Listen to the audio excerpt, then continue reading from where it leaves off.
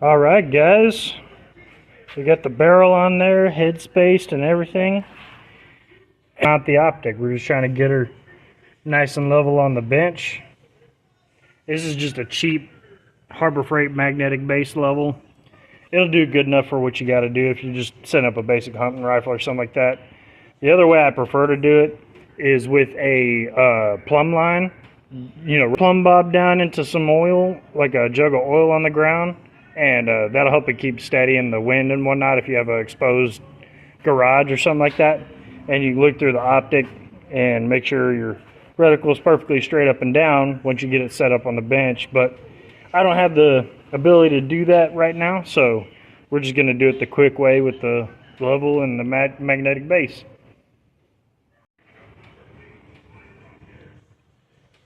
That's pretty freaking close to me.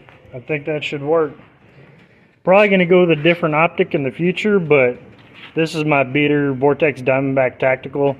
Not the greatest scope in the world, but for the price point and when I bought it, I mean, I've had it on no less than 4 or 5 different rifles. It tracks really well, shoots, has a pretty decent little reticle for doing entry level plinking at decent distance and stuff like that. I really like it. We're gonna take next what's gonna happen is we're gonna take this sucker out to the range and start fire forming some brass. Also, a quick note about head spacing: a Ackley improved cartridge, especially if you have a standard cartridge that you're doing an improved on. If you don't want to go out and buy you a new set of headspace gauges and you already have the originals, basically the way the Ackley improved is designed, it's a slightly tighter chamber with factory ammo than it is with its own. The way the Ackley improved cartridge can get around shooting, you know, standard ammo and fire forming it is it's slightly tighter than the original cartridges, the original dimensions. I think it's 5 thousandths shorter than the normal.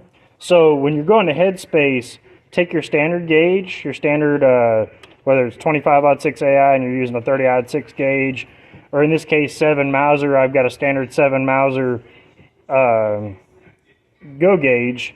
Your go gauge becomes your no-go gauge for the Ackley improved. And as long as you know where your barrel came from, like I got this barrel custom ordered. I usually use a regular live cartridge or a sized piece of brass as my go gauge. And when you put it into the chamber, you should turn it and feel almost a slight, not a crunch, but like a smooth amount of resistance as you go to put it in the battery. If you've done that in an Ackley approved cartridge, you get that result, you've done pretty well. So we will, so you can call it good there. Next time I'll see you is out on the range. Have a good one. Goodbye.